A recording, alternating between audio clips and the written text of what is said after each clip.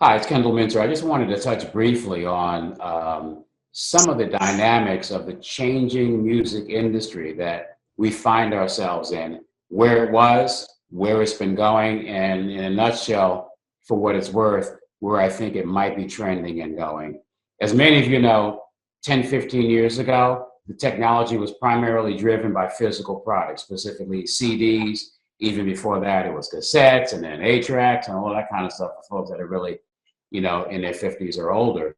But for everybody else, most people were familiar with CDs. CDs for many, many years were the predominant form that we listened to music in the physical form outside of radio or television or movies.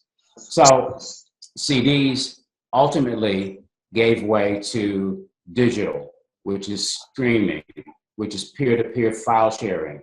So about 10, 15 years ago, there were a number of peer-to-peer file sharing sites that people know as LimeWire, Grokster, Napster, and dozens of others that sprung up. And what that did is it began to, because that music was not paid for, we call it pirated in the business, it began to erode the traditional base for music consumption and music payment, which payment went back to the record company so they could fuel their ability to continue to sign, develop, record, release, promote, brand new artists. So that happened, and as a result, the record companies began to scramble. Unfortunately, they got started a little late to be able to understand, monetize, capture, and to an extent that they could control their content on the internet or through digital delivery. So as a result of the decline in sales in physical CDs, iTunes, Amazon, and other digital providers and digital retail stores sprung up and are still very prevalent in how music is consumed today, even though those pathways are now diminishing to streaming. With the evolution of digital downloads, downloading singles, downloading albums from iTunes, Amazons, and all the other digital retailers, CDs began to die. They're still in existence now, just like wax is, but there's a small minority share of the global sales for music. Now, digital, even though it's still a predominant form, which is the downloads, that itself is beginning to lose ground to streaming services. And when I say streaming, I'm talking about Pandora, Spotify, Tidal, iHeartRadio, XM Sirius Satellite, Rhapsody, and the not dozens, but the thousands of other online streaming services that are now available for music lovers to consume their music. And the challenge is, rather than paying 99 cents or $1.29 for a single or $10 for an album, people are now paying $4.99, $5.99, $9.99, maybe $19.99 per month to a particular streaming service for their entire bundle, their entire catalog of music. So that set the music industry on its heels financially. The companies are now making deals with the streaming services, taking advances for those rights and content that they're providing. A very small portion of that passes through to the artists and the content creators, to the extent that they're now getting a fraction of a penny per play. So music consumption is at an all-time high, except that paying on a per download, per purchase basis is at an all-time low. So as folks in the music industry, no matter what side you're in, whether it's a professional like a lawyer, manager, business manager, tax advisor, touring booking agent, we now have to work with and make our clients, who are the artists, the producers, the songwriters, really grasp the new technology, to understand it, to be able to capitalize on it so the music will continue to be a healthy financial industry. And how does that happen? That happens from first being a student of the internet, being a student of social media, Facebook, Twitter, Instagram, SoundCloud, YouTube. Artists are now breaking out because they have a solid internet social media platform and following in the terms of millions and millions of views on YouTube, tens of thousands of fans and followers on Facebook and Twitter and Instagram. That's what the record companies and the distributors are looking for to decide which of these new emerging artists that they want to sign, they want to align with, and they want to support and push their product. That doesn't mean you have to get a deal in order to be successful, because many artists will still remain independent, unaligned with a major or a mini major, and continue to put the music out themselves. There are a lot of opportunities to do that. CD Baby and TuneCore are two of the most prevalent, well-known opportunities for independent artists who want to stay independent or break into the game initially to leverage their content to a bigger pie, to get in low cost, easy to manage, user-friendly sites where you can upload your music, build your fan base. That music then gets uploaded by these services to all the digital retail stores for sale. But the difference is, how are you going to drive people to your site? How are you going to drive people to those sites to buy and pay for your music, as opposed to the music of a superstar that they already are following? Marketing, promotion, and then marketing, and then promotion, and then marketing and promotion. I can't overemphasize it.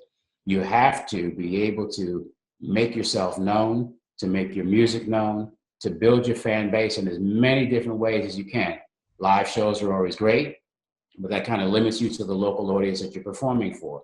So again, you turn back to the internet, and there are lots of internet marketing companies, PR companies and others that are around at different price points to help an artist or help an independent label get their product heard, seen. Excited fans will then purchase.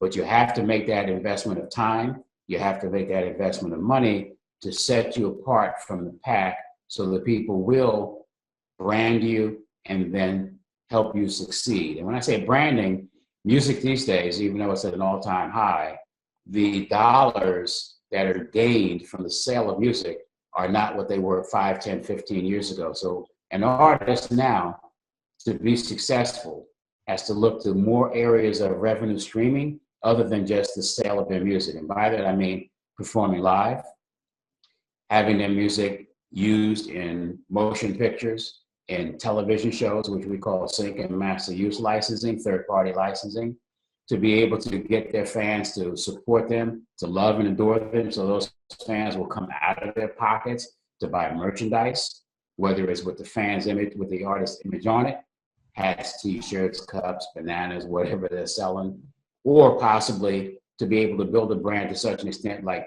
superstars like J-Lo and Jay-Z and Beyonce and Puff and Eminem and scores of others have. So now you see they're aligning themselves with products, whether it's cereal, whether it's alcohol, whether it's fragrances. Product endorsement, product branding leads to a lot of potential revenue for superstar and celebrity artists who are successful in making these kinds of strategic alliances. But even for a growing artist who's developing their brand, yeah, your fans may not buy and support everything that you put out that's non-music, but at least begin to put it out there, so you build a platform of merchandise that can be picked up and purchased by your fans, which creates another revenue stream.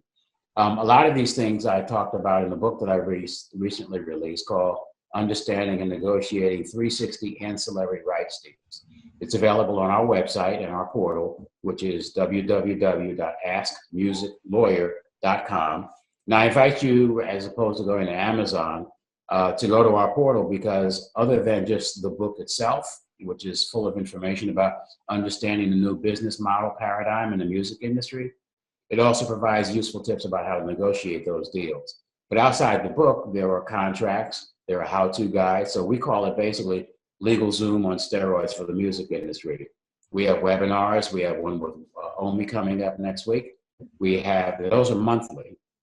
We also have a hot topics page, which is really a blog, but it's updated on a daily basis. And it really is not just limited to legal information. It's just news that you need to know about developments of significance in the music industry. We have a global resource directory, which has a database, an extensive database, which is on a global basis for performing rights societies. Which ones should you join in your particular country? For the various organizations and entities that are integral to the music industry, whether it's the Recording Academy or the RIAA, Sound Exchange, ASCAP, BMI, CSAP. All of those are listed, and people can go to the website, get that information.